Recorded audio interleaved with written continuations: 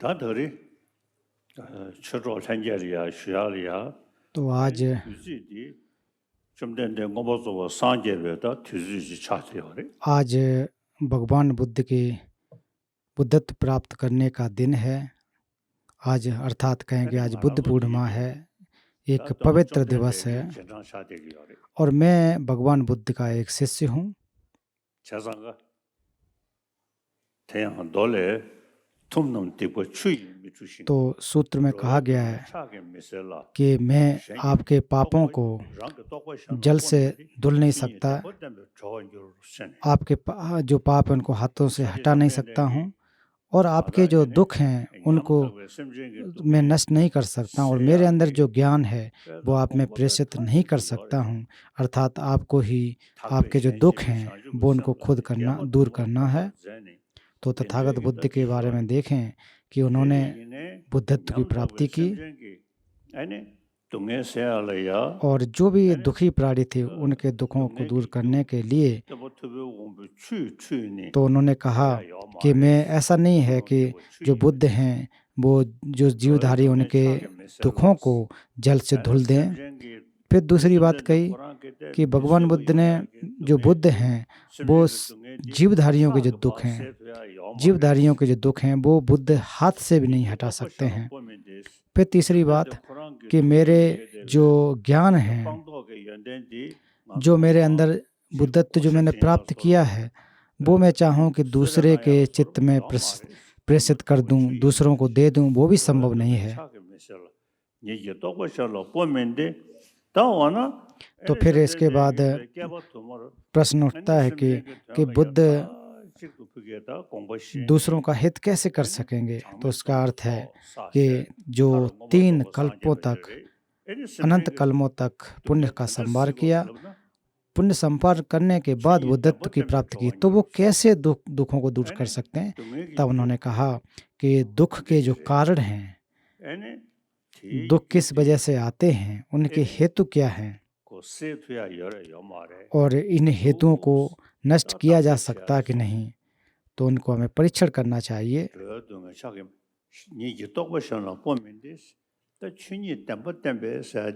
और जो सत्य धर्म की व्याख्या की है उसको पालन करना चाहिए, क्योंकि जो भी हमारे दुख हैं वो बिना हेतु के उत्पन्न नहीं हुए हैं। तो इन जो सुख और दुख हैं उनकी वजह होती है, उनके हेतु होते हैं। तो जब आप हेतुओं को ढूंढने की कोशिश करेंगे तो ऐसा नहीं है कि किसी ईश्वर ने बनाए हों, सृष्टिकर्ता ने बनाए हों। हमारे अंदर के जो दुख हैं, मन को विचलित करने वाले जो दुख हैं वो हमारे द्वारा निर्मित होते हैं, विकल्प हमारे होते हैं और हम अपने चित्त को शुद्ध नहीं कर पाते हैं, परिशुद्ध नहीं कर पाते हैं, इसीलिए हम दुखी होते हैं। तो इस प्रकार से देखें तो ये बौद्ध धर्म की अपनी विशेषता है। एक जैसे कि प्रज्ञा पारमिता हृदय सूत्र में कहा गया कि जितने भी वस्तुएं हैं वो सब और सब के सब स्वभाव से सिद्ध नहीं हैं, एक दूसरे पर आश्रित हैं, प्रत्युत समुत्पन्न हैं। लेकिन हम लोग जिन चीज़ों को देखते हैं, सुख दुख को महसूस करते हैं, तो वो ऐसा लगता है कि अपने से स्वभाव से सिद्ध होते हैं। लेकिन जिन चीज़ों को हम देखते हैं वैसा ही इनको हम सत्य मान बैठते हैं, और जो सुख और दुख हैं वो स्वभाव से हैं ऐसा हम मान लेते हैं। तो ये हमारा मिथ्या विकल्प है, ये हमारी बुरी सोच है, कलुषित सोच है। जो सुख और दुख हैं और बिना हेतु को उत्पन्न हो ऐसा नहीं है। जो हमारे तीर्थंकर हैं, जो अबौद्ध परंपराओं के हैं, तो वो भी मानते हैं कि ऐसा नहीं है कि वस्तुएं बिना हेतु के उत्पन्न हुआ हों। लेकिन जब हम परीक्षण करते हैं तो जो बौद्ध धर्म के अनुसार ऐसा कहते हैं कि जो दुख हैं, सुख और दुख हैं, वो ऐसा भी नहीं है किसी ने बना दिए हों, भगवान या ईश्वर ने बना दिए हों। जो हमारे सुख और दुख के कारण हैं वो हमारे मिथ्या विकल्प की वजह से आते हैं। दुख के कारण मिथ्या विकल्प की वजह से उत्पन्न होते हैं, इनकी वजह से हम दुखी होते हैं। इसलिए भगवान बुद्ध ने 4 यार सत्यों की जो व्याख्या की है बहुत महत्वपूर्ण है कि दुख को जानो, दुख के जो समुदाय है उनको नष्ट करना है, उनके मार्ग पर हमें चलना है और फल की प्राप्ति करना है। तो इस प्रकार से बुद्ध ने व्याख्या की है। और जो स्थूल प्रकार के मोटा मोटी जो दुख होते हैं उनको तो हम समझ लेते हैं, जानते हैं। इसके अलावा बहुत जो सूक्ष्म दुख होते हैं उनको हम नहीं समझ पाते हैं। तो बुद्ध ने कहा कि दुख को जानिए। तो जो दुख, परिवर्तन दुख, संस्कार दुख, जो दुख के 3 प्रकार हैं, इनको पहले आपको जानना चाहिए, बुद्ध ने ये कहा। और फिर दुख के अलग अलग क्रम होते हैं, उसमें स्थूल और सूक्ष्म होते हैं। जब सूक्ष्म दुखों को आप जानेंगे और फिर तो आप समझ सकेंगे कि ये स्वभाव से उत्पन्न हो गए हों, ऐसा नहीं है। इनके वजह होती हैं, इनके कारण होते हैं। जब इनको ढूंढने की कोशिश करेंगे तो दुख समुदाय अर्थात दुख कैसे उत्पन्न होते हैं उसको पता कर सकते हैं। तो जो दुख के समुदाय हैं, जो हेतु हैं, उनको हमें नष्ट करना है। तो फिर कर्म के क्लेश, जो कर्म समुदाय और हमारे और अज्ञानता समुदाय, इनकी वजह से 2 प्रकार से उत्पन्न होते हैं। तो इसलिए प्रश्न उठता है, क्या हम इस दुखों को, जो समुदाय हैं, जो उत्पन्न होने की वजह, उसको हम नष्ट कर सकते हैं कि नहीं कर सकते हैं? तो इसके बाद हमें बहुत सोचने की आवश्यकता होती है। और जैसा कि प्रज्ञा पारमिता सूत्रों में कहा जाता है कि जितने भी वस्तुएं हैं, जितने भी धर्म हैं, वो स्वभाव से सिद्ध नहीं हैं, और इस स्वभाव से सिद्ध न होने की वजह से उसके प्रति हम आसक्ति पैदा करते हैं, लगाव पैदा करते हैं। तो इसलिए जो दुख समुदाय है उसे हमें नष्ट करना चाहिए। तो इसलिए अगर कर्मों के इन दुखों को हमें नष्ट करना है, दुख समुदाय को नष्ट करना है, तो फिर हमारे जो क्लेशों के माध्यम से उत्पन्न होते हैं उनको भी हमें नष्ट करना है। तो मुख्य रूप से हमारे जो कर्म जो होते हैं वो क्लेशों के अधीन होकर के होते हैं, क्योंकि हमारा जो चित्त है, या हम अपने आप को कहें, वो ज़्यादातर क्लेशों के अधीन होने की वजह से हम दुखी होते हैं। तो इनको धीरे धीरे कम करना चाहिए, नष्ट करना चाहिए। तो जब आप कर्म समुदाय और क्लेश समुदाय, इन दोनों प्रकार के जब दुखों को देखेंगे, समुदाय को देखेंगे, तो प्रमुख रूप से जो क्लेश समुदाय है वो महत्वपूर्ण है। तो क्या इसको नष्ट करने से कोई हानि है क्या?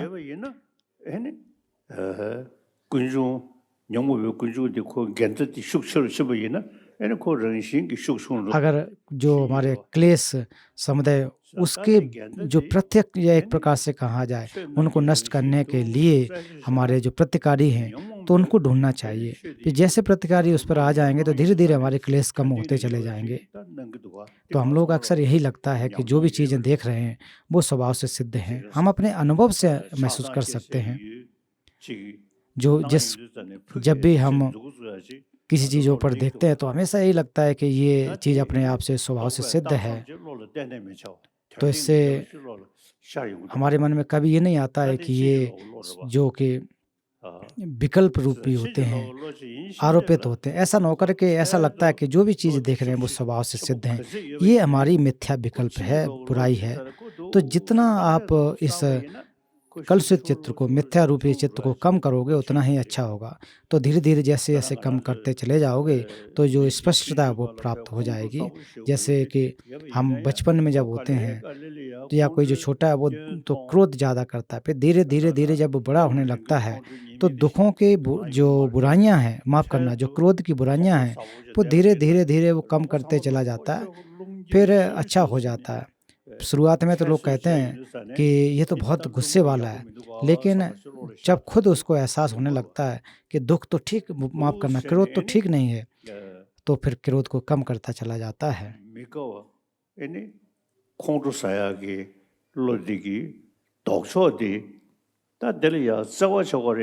तो इसलिए जो क्रोध करता है, तो क्रोध के विपरीत क्या है? प्रेम करना। तो इसलिए अगर क्रोध की जगह आप प्रेम को बढ़ावा देंगे तो निश्चित रूप से आपका जो गुस्सा है, क्रोध है, वो कम हो जाएगा। ये हम लोगों का अपना ज़िंदगी में अपने अनुभव है। जैसे उदाहरण के रूप में जो चीनी लोगों ने हम लोगों पर नुकसान पहुंचाया, हम लोगों को दमन किया, हम लोगों का दमन किया है, तो हम लोग क्रोध करते हैं, है ना, गुस्सा करते हैं। तो अगर अच्छी तरह से हम सोचेंगे तो वो भी बेचारे क्लेशों के अधीन हैं, वो भी मनुष्य हैं, वो भी सुख चाहते हैं। तो उनके लिए केवल यही कहना चाहिए, बेचारे हैं, वो भी परेशान हैं, तो उनका भी एक कहा जाए कि उनके उनके बस में कुछ नहीं है, इसलिए वो हमारे अंदर हमारा दमन करते हैं, क्रोध करते हैं, नुकसान पहुंचाते हैं। तो ऐसी हालत में अगर आप अपने क्रोध को कम करेंगे तो निश्चित रूप से आपके चित्त में परिवर्तन आएगा। और दूसरा जो घमंड है, अहंकार है, मैं की भावना है, वो हमेशा इसको यही मानते हैं कि अपने एक तरह से श्रेष्ठ मान करके दूसरों को कम देखते हैं। अगर हम गंभीरता से देखेंगे, स्वार्थी चित्त के बारे में देखें, तो फिर वो उसमें बुराइयां हैं, क्योंकि उसमें हमेशा यही होता है कि मैं बहुत ज़्यादा हूँ, मैं सब कुछ हूँ। इस प्रकार से विचार करेंगे तो वो फिर नुकसान है। तो इसमें कहा जाता है कि मैं जहाँ भी जाऊँगा अपने आप को निम्न रखूँगा, दूसरों को मैं ऊपर रखूँगा, दूसरों को श्रेष्ठ मानूँगा। इस प्रकार की भावना होना चाहिए। तो मैं जैसे अपने उदाहरण दूँ कि मैं भी एक गृहस्थ परिवार से पैदा होकर के बस एक भिक्षु संपदा ली और फिर धीरे-धीरे अभ्यास किया।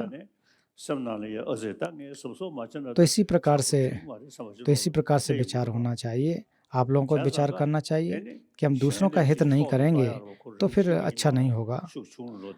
आप जितना ज़्यादा परहित के बारे में सोचेंगे तो आपका जो स्वार्थी भावना है वो कम होती चली जाएगी। और फिर यही कोशिश करनी चाहिए कि हमारे अंदर जो घमंड है, घमंड को कैसे करें?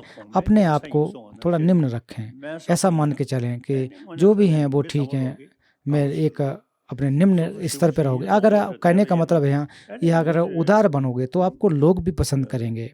अगर आप घमंड में चूर रहोगे तो फिर आपसे लोग दूर भाग जाएंगे। सामने तो हो सकता है आपके सामने मुस्कुराएं, लेकिन पीछे जाकर के आपकी बुराई करेंगे। तो इसलिए जो भी है आप एक दयालु बन करके रहें। अगर दयालु बन के रह के हैं तो बहुत लोग आपको पसंद करेंगे। जैसा कि मेरा उदाहरण लीजिए कि लोग मैं दलाई लामा हूँ, लेकिन ये कभी नहीं मेरे मन में आता है कि मैं दलाई लामा हूँ या ऐसा नहीं आता है। तो हमेशा मैं यही कोशिश करता हूँ कि मैं भी निम्न रह करके, उदार रह करके लोगों का हित कर सकूँ।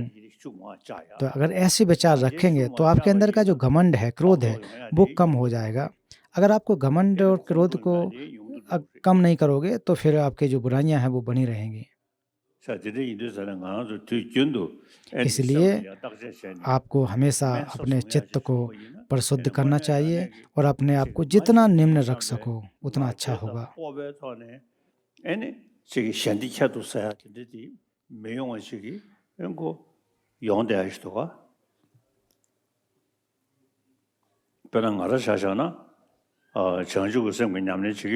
तो मैं बोध चित्त का अभ्यास करता हूँ, चार सत्यों का अभ्यास करता हूँ।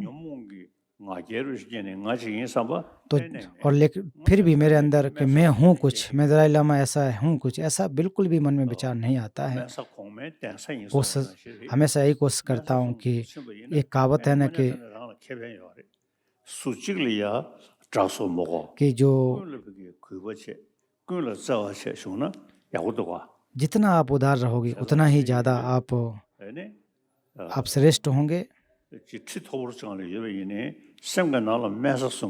भले ही आसन पे बैठे लेकिन फिर भी उस समय हम निम्न हैं, बहुत कम जानते हैं या फिर उदार रहेंगे तो निश्चित रूप से आपको अच्छा लगेगा।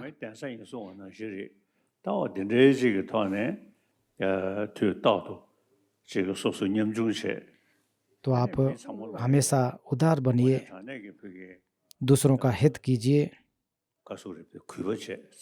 दूसरों का सम्मान करें, प्रेम करें। अगर इस प्रकार से अपने जीवन को चलाएंगे तो बहुत अच्छा हो सकता है। और इसके अलावा अगर आपके पास कुछ प्रसिद्धि है, थोड़ा ज्ञान है, पढ़े लिखे हैं, तो अगर ऐसे मन में आता है कि मैं तो बहुत ज़्यादा हूँ, मैं तो मेरा नाम है, तो ये आपको नुकसान है। इसलिए कोशिश हो सके तो आप अपने आप को थोड़ा सा निम्न रखिए। और अगर किसी को हराना है तो वो अपने क्लेश को हराना है। अगर आप क्लेश को बनाए रखेंगे तो ठीक नहीं होगा। तो अपने अंदर की जो बुराइयां हैं, क्लेश है, उसको कम कीजिए। तो भगवान बुद्ध को उदाहरण देखिए कि जो क्लेशों को उन्होंने क्लेशों का कैसे प्रहार किया। और उसके अलावा नागार्जुन नृत्य आदि उनको भी देखिए, उन्होंने किस प्रकार से जो हमारे क्लेश, उनकी बुराइयों को समझा, उनको नष्ट किया। उसके अलावा हमारे बौद्ध परंपरा में अलग परंपराएं हैं। तिब्बती परंपरा में देखें जो काग्यू निंगमा साक्या गेलुक, तो हमेशा वो भी कहते हैं कि अपने चित्त को परिशुद्ध करना है। तो सबसे महत्वपूर्ण बात है कि अपने चित्त को परिशुद्ध करना। और मैं आसन पर बैठा हूँ तो मैं कुछ हूँ ऐसा बिल्कुल भी मेरे मन में नहीं आता है। एक प्रकार से घमंड जैसा कुछ भी नहीं आता है।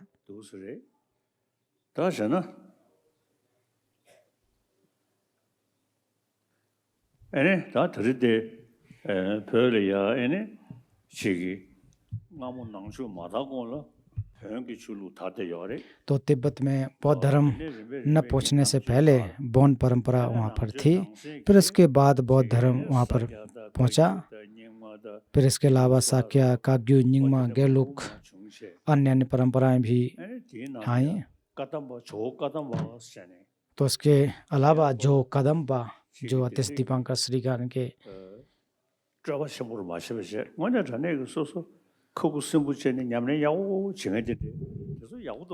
अगर आप उस परंपरा को अच्छी तरह से अभ्यास करेंगे तो अच्छा होगा। तो एक कहावत है ना, सादा जीवन उच्च विचार, इस प्रकार का होना चाहिए। तो आज गिसे लंगरी थंगपा उनके ग्रंथ को अगर देखें तो वो हमेशा अपने जीवन उनके देखेंगे कि हमेशा अपने आप को निम्न रखते थे, नीचे रखते थे। अर्थात सादा जीवन उच्च विचार की जो कहावत है वो चरित्रार्थ होती है।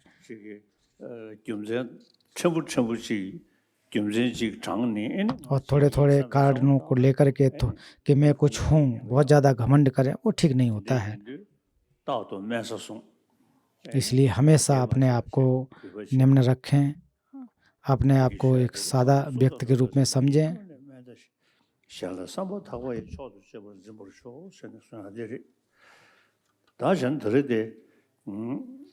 इसमें कहा जाता है किसी अन्य के संग व्यवहार करते हुए। तो आज जो है अचित्त शोधन के अष्टपद उस ग्रंथ का प्रवचन यहाँ प्रारंभ हो रहा है।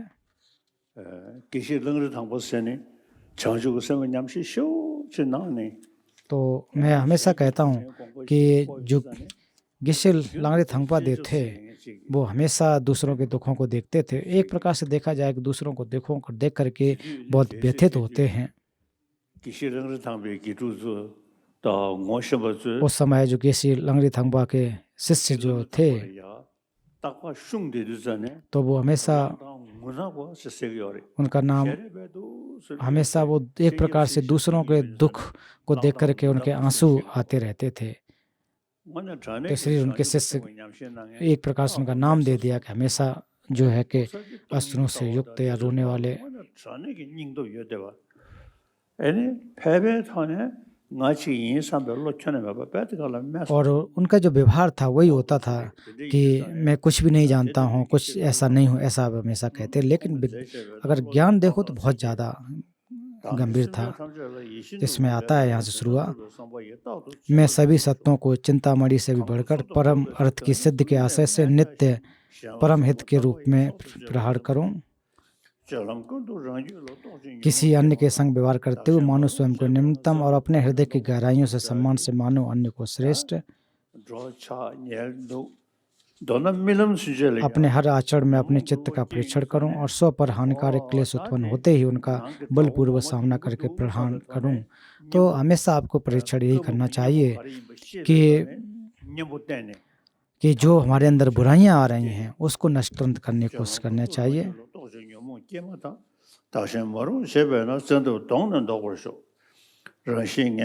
जब मैं दुष्ट प्रवृत्ति के सत्यों को देखूं, प्रबल दुष्ट कर्म व पीड़ा द्वारा दमित उन्हें प्रिय समझूं, क्योंकि रत्न निधि सम दुर्लभ है।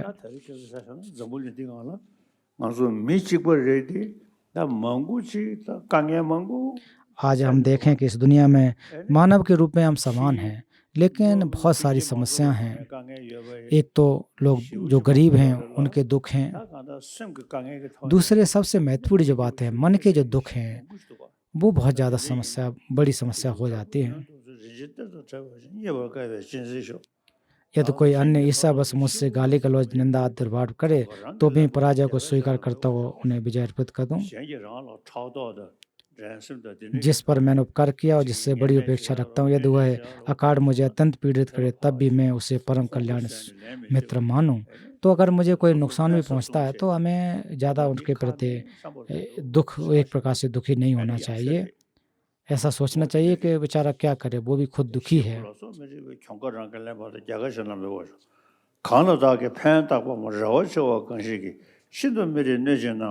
जिस पर मैंने उपकार किया और जिसने बड़ी अपेक्षा रखता हूँ, यदि वह अकाल मुझे अत्यंत पीड़ित करे तब भी मैं उसे परम कल्याण मित्र मानूंगा। कि मेरे भी कुछ चाइनीज जो लोग हैं तो उनको भी मैं एक जो तिब्बती परंपराओं को नुकसान पहुंचाए हैं तो उनके बारे में विचार करूं।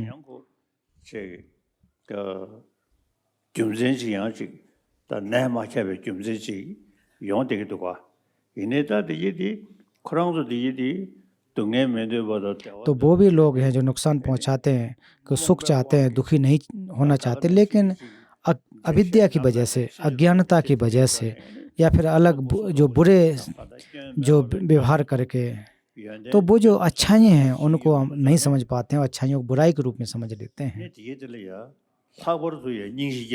तो ऐसे लोगों के प्रति हमें करुणा उत्पन्न करना चाहिए कि बेचारे हैं, दुखी हैं। मैं बहुत सारे लोगों को जानता हूँ जो चीनी अधिकारी हैं, वो तिब्बती परंपरा को नुकसान पहुंचाते हैं, मुझे भी बुरा भला कहते हैं। तो ऐसे लोगों के प्रति केवल और केवल करुणा उत्पन्न करना चाहिए कि बेचारे हैं, ये तो दुखी हैं, क्या कर सकते हैं।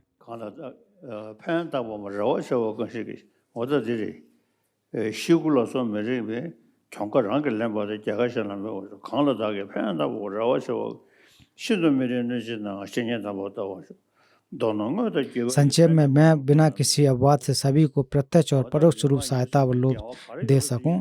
तो यह कहने का अर्थ है कि जो प्रत्यक्ष और अप्रत्यक्ष रूप से सभी लोगों को, जीवधारी जो दुखी जीवधारी हैं, जिनका कोई नाथ नहीं है, जिनके कोई शरण नहीं है, ऐसे लोगों को मैं हित करूंगा।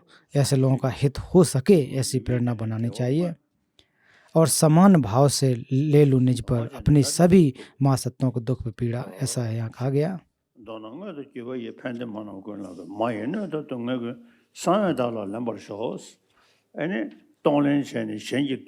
तो दूसरों के दुखों को अपने पास, अपने जो दूसरों को दुख है उसको सुख, उनके दुखों को लेना, अपने सुखों को उनको देना। तो एक दूसरे पर आदान प्रदान करें तो निश्चित रूप से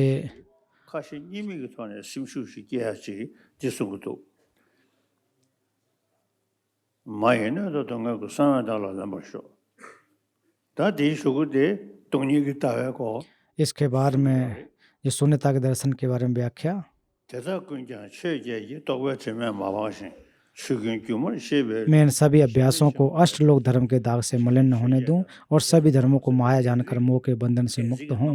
जो हमारे लौकिक 8 धर्म हैं, इनको मिथ्या रूपी जो विकल्प हैं उनको हटाना चाहिए।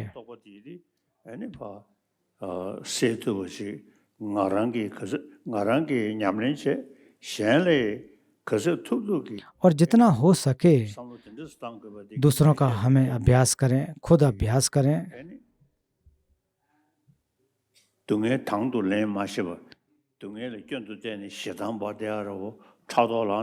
जो दुख है उनको सहन करके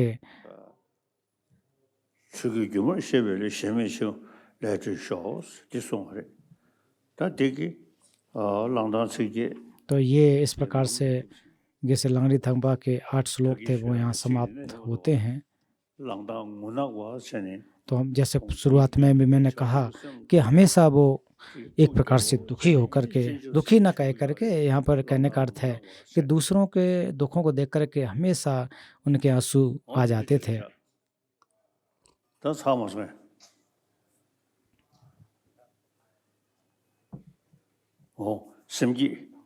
इसके बाद बोध चित्तोत्पाद की दीक्षा।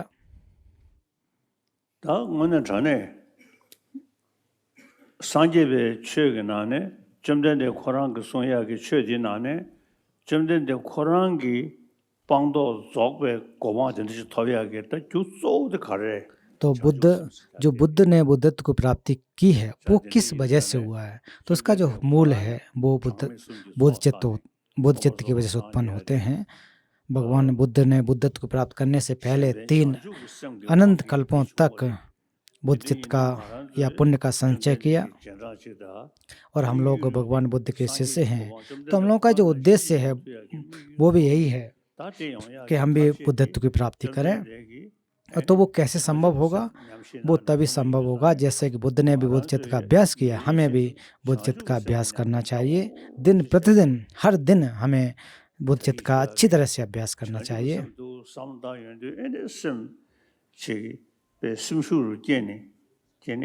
और जब इसका अभ्यास करें तो एक मन में बहुत उल्लास होना चाहिए, जैसे कि गेशे लांगरी थंगपा जी हमेशा दूसरों के दुखों को देख करके दुखी होते थे। और मैं अपने बारे में कहूँ तो जैसे ही मैं सुबह उठता हूँ तो बुद्ध चित्त का अभ्यास करता हूँ। और कभी मेरे भी जब दूसरे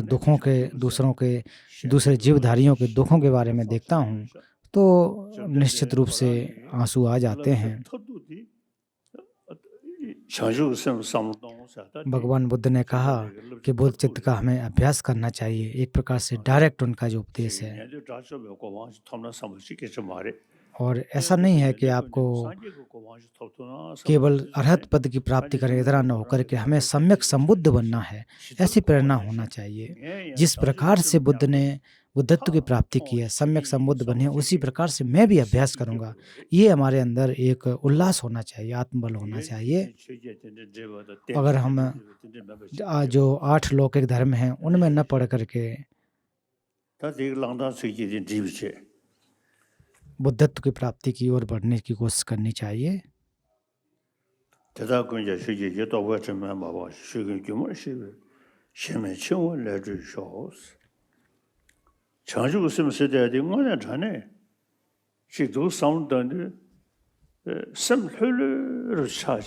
तो बुद्ध चित्त के अगर विशेषताओं के बारे करें तो इससे एक प्रकार से मन जो है बहुत शुद्ध होता है।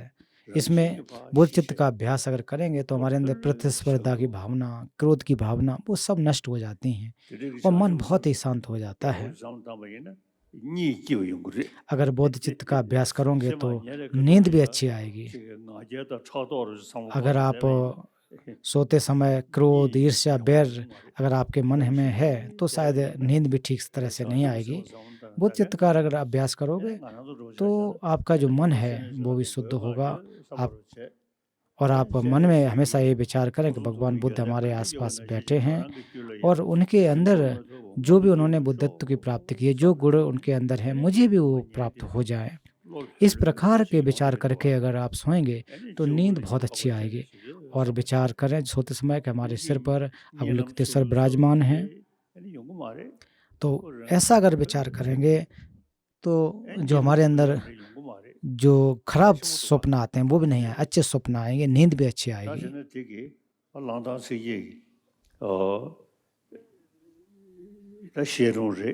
तो इस प्रकार से देखें कि जो अष्टपद हैं वो उनके उपदेश यहाँ समाप्त होते हैं। इसके बाद बुद्ध चित्त उत्पाद की दीक्षा दूंगा।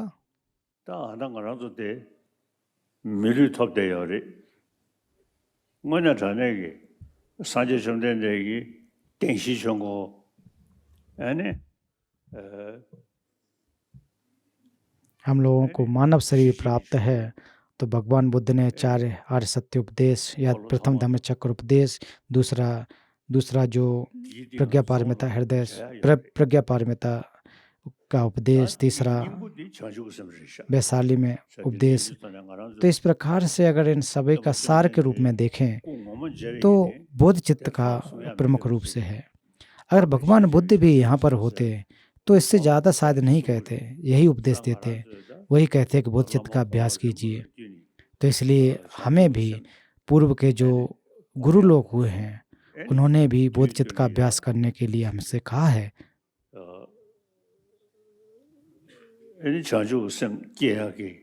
और समय समय पर बोध चित्त का अभ्यास, बोध चित्त को उत्पाद करने के लिए अलग अलग उपदेश दिए हैं, अलग अलग व्याख्या की हैं।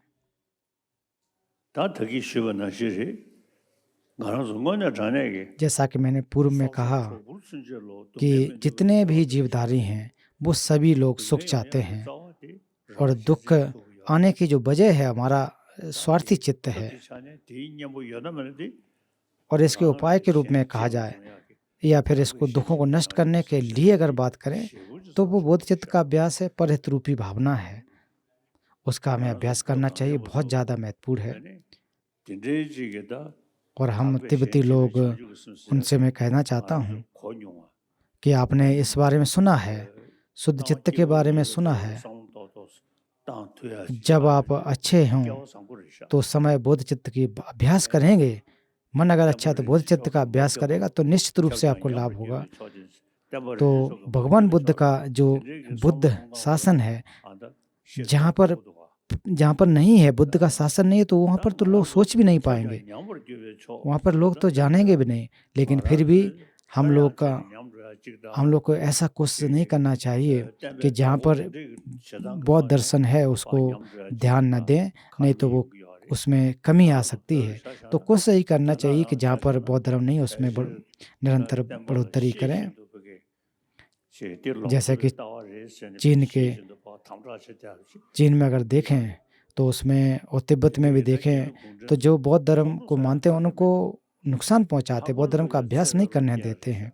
तो उनके प्रति हमें क्रोध नहीं करना है, उनके प्रति करुणा दिखानी है कि बेचारे हैं, दुखी हैं, अज्ञान हैं, वो अज्ञानवश इस प्रकार से कर रहे हैं। तो उनके प्रति हमें प्रेम दिखाना चाहिए, ना कि उनके प्रति बैर। तो अभी मैं बोध चित्त का उपदेश दूंगा।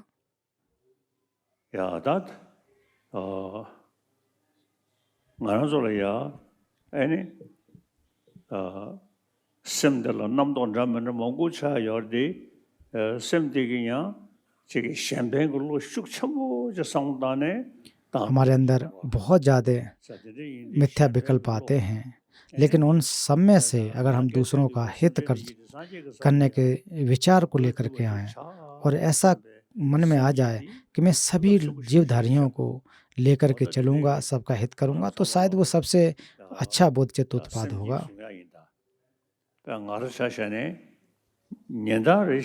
तो अभी हम बोध चित्त का अभ्यास करेंगे। तो मैं भी जैसे ही सुबह उठता हूँ बोध चित्त का अभ्यास करता हूँ, शरण में जाता हूँ, तो उससे जो हमारा मन है वो बहुत ही अच्छा हो जाता है। और आप धर्म मित्रों से भी कहना चाहता हूँ कि आप लोग भी जो आकाश समान अनंत जीवधारी हैं उनके हित के लिए बोध चित्त का अभ्यास करें और वो सभी जीवधारी दुखों से मुक्त हों। और अभी हम लोग बोध चित्त उत्पाद करेंगे, साथ मिलकर के बोध चित्त का उत्पाद करेंगे।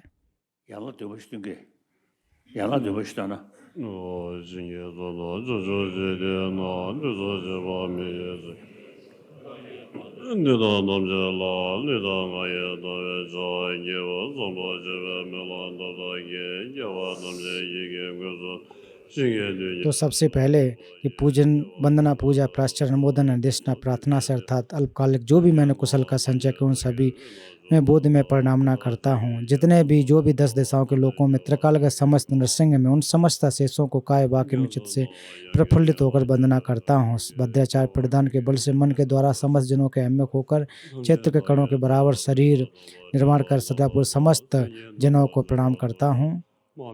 एक कड़ के ऊपर सभी बुद्ध क्षेत्र कड़ प्रमाण है, वे बुद्ध पुत्रों के मध्य विराजमान। इस प्रकार अशिष्ट कर्मदास समस्त भारी अभिमुक्तकार समस्त सारंग समुद्र उनका सागर रूपी से सभी गुणों को गान कर समस्त सुगतों में स्तुति करता हूँ। उत्तम पुष्प, उत्माला, उद्वाद्य लेपन और उत्तम दीप धूप गंधों से द्वारा समस्त जनों का पूजा करता हूँ। उत्कृष्ट वस्त्र, उत्कृष्ट गंध के समान चूड़, रास, सर्वोत्तम विशेष द्वारा उन सभी की पूजना करता हूँ। जो अनुत्तर है उदार विपुल पूजा उसे भी समस्त जनों की अमुक्त एवं चंद्रवदय से बल समस्त जनों की वंदना करता हूँ। राग द्वेष और मोह वश काय तथा बाकचित सुधार मेरे जो किए उन सबको मैं एक प्रतिशत कर 10 दिशाओं समस्त जनों बुद्ध के प्रत्येक बुद्ध क्षेत्रों तथा समस्त जगत में पुण्य उन सभी को मैं अनुमोदन करता हूँ। जितने भी दशों के लोक दीप है बुद्ध कृष्ण निष्क्रिय बुद्ध को प्राप्त किए उन सभी नाथों के धर्म प्रबंध के लिए घोषणा करता हूँ। पर निर्माण की कामना करने वाले समस्त जगत के कल्याण और सुख के लिए क्षेत्रों को कर प्रणाम तथा किए तथा उनमें अंजलि बद्ध प्रार्थना करते वंदना, पूजना, प्राश्चित, अनुमोदन, आदेशना, प्रार्थना अर्थात अल्पकालिक जो भी मैंने पुण्य का कुशल का संचय किया और मैं उन सब की मैं बोध हेतु प्रणामना करता हूँ। इस प्रकार से सप्तांग पूजाएं। हम लोगों के जो शास्त्रा हैं वो तथागत बुद्ध हैं और उन्होंने जो बुद्धत्व की प्राप्ति की है वो इसीलिए की है क्योंकि जो उनके अंदर जो तथागत गर्भ है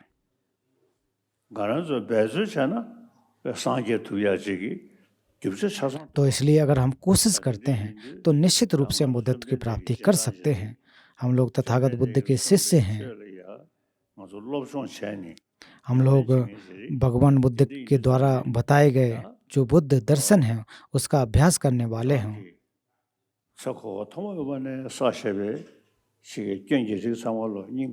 और हमारे अंदर जितने भी बुराइयां हैं जो कल्पों से हम लोगों ने बुराइयों को इकट्ठे किया है उनको हमें कम करना है, नष्ट करना है।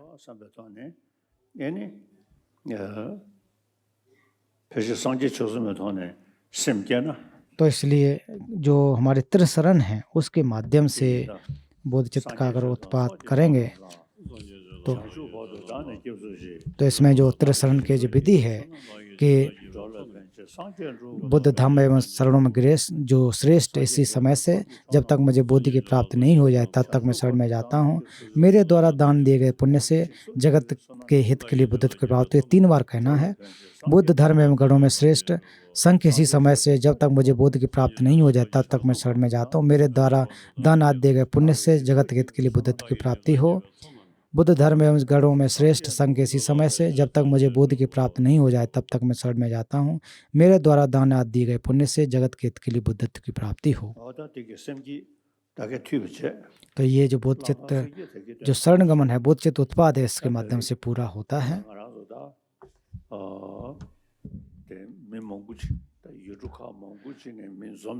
तो आज यहाँ पर कई देशों के लोग एकत्र हुए हैं। तो धर्मों के जो सार के रूप में बात कहा जाए तो वो बोधचित्त है। बोधचित्त का जो अभ्यास है बहुत ज़्यादा महत्वपूर्ण है।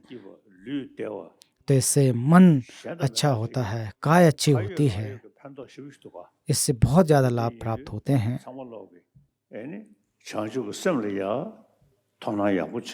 ऐसे सभी लोग आप बोधचित्त का अच्छी तरह से अभ्यास करें। अगर हर रोज बुद्ध चित्त का अच्छी तरह से अभ्यास करेंगे तो इसके जो लाभ हैं वो अनंत होते हैं। तो इसलिए हम लोग जब साथ मिले हैं तो साथ मिलने का भी एक यही होता है कि हम लोग सभी लोग बुद्ध चित्त का अभ्यास करते हैं। मैं भी रोज करता हूँ, इससे मुझे फायदा होती है।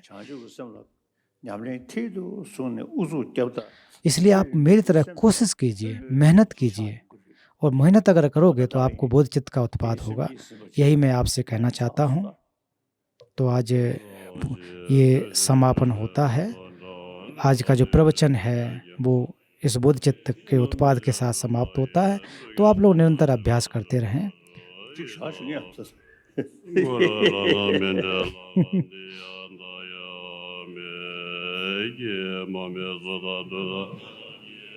अंत में कुछ प्रार्थनाएं।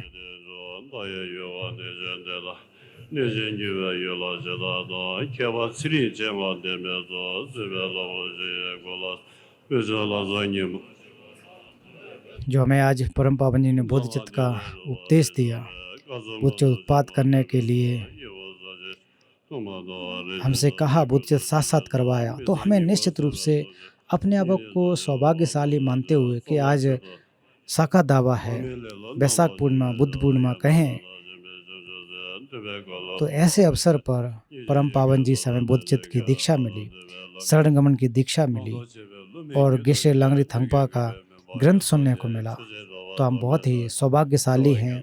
निश्चित रूप से हमारे पुण्य कर्म रहे होंगे जिसकी वजह से ऐसा शुभ अवसर प्राप्त हुआ है, और हमें गुरु के तरफ से जो दीक्षाएं प्राप्त हो गई हैं उनको हमें निरंतर वृद्धि करनी है, उनको निरंतर बढ़ाना है, उसका अभ्यास करना है। यही परम पावन जी कह रहे हैं कि इसको अभ्यास करते रहना है।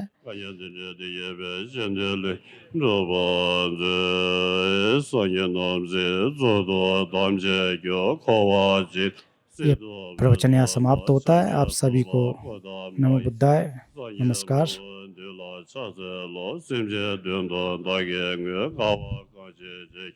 Dāgye dewa nāwa yin, dēmbā yuryān bā yuryān, ngēngyān dībē chidā, rāngyē tsōwā yuṋdā bē, simchē bōngbā gyabē, yuryān dēmbā bā yuryān, bōdā bōmō chūmāndā nōdā lāngyē, rīchē chāchō chidā bē, dēmbā yuryān bā yuryān, dāgye sāngyē rās, nyēdē bādā mādā nē, rāsō dālā chichē bē, dēmbā Yawa Jawa Doma Na Duya Nazo Nyunja Janjo Damba Yure Ba Yoje Dage Tsuje Dusho Da Gado Yure Den Jojo Dage Yeje Damba Yure Ba Yoje Zade Zure Dade Gado Deje Bareje Simje Namje Jade Damba Yure Ba Yoje Sode Dado Deje Simje Nyemo Ye Simje Ngezo Jeye Damba Yure Ba Samdan Namda Sumi Da Dinze Kange Chinye Ba Gombe Dendo Da Damba Yere Ba Yoje Yeshe Dendo Da Ge Gado Namda Di Nidembe Damba Jamba Ba Yoje Zawa Yuye Shada Da Tsowa Yungso Da Yela Nila Dawa Ye Juze Namba Be Yoje Dange Debe Zimje No Jambe Zawa Mish Deba Zumla Rage Chege Jeje Yoje Dange Tapshi Gyowa Simje Dange Lede Yanda Dala Göje Çede Namba Pegöje Dani Simje Nimo Melen Daje Dage Bende Bamje ve Dava Yere Ne Göje Dage Mudi Çiş Dave Jölen Göje Yanda Dala Yegöje Yere Damba Bagöje Çöge Gebo Zonga Çöze Namba Pe Yeye Zemba Jevana Düye Mali Savaşı Dada Şenge Düzümdan Ceve Sonilat Yawa Lozan Rabaye Dem Bayoje Semeyende Yazım Ben Aje Nyamzon Dala Boje Da Zeda Lamaje Dage Dembe Megan Devoje Zece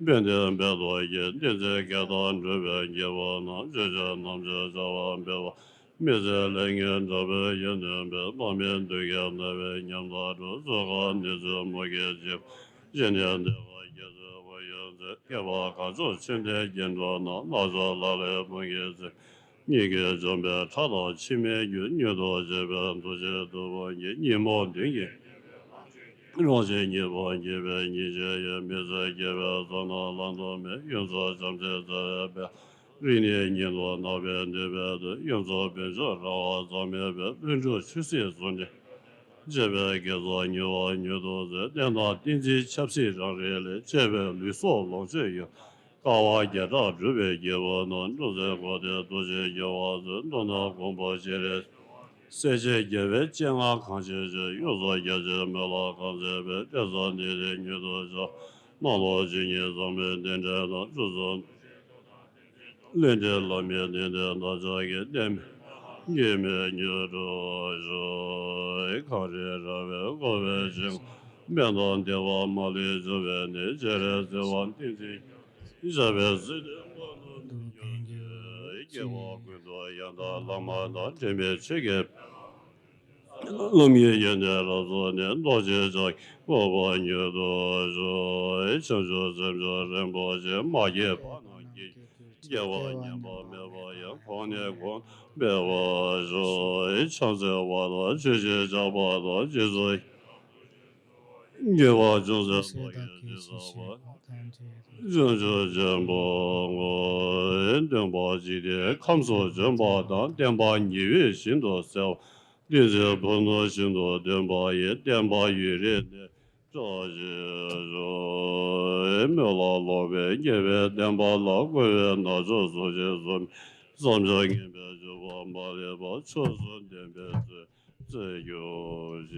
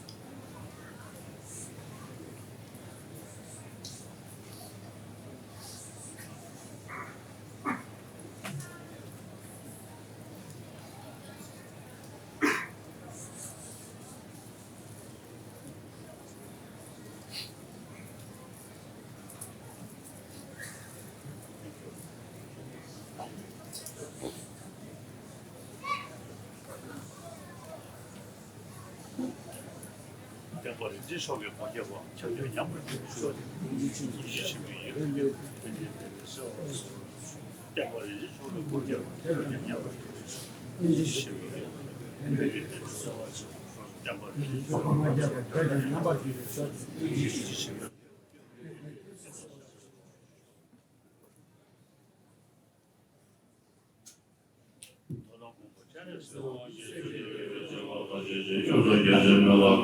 这三天的牛多少瓦数？上面点点的，这种多些多上点些多，点点路面点点但是点面没啷个没牛多少。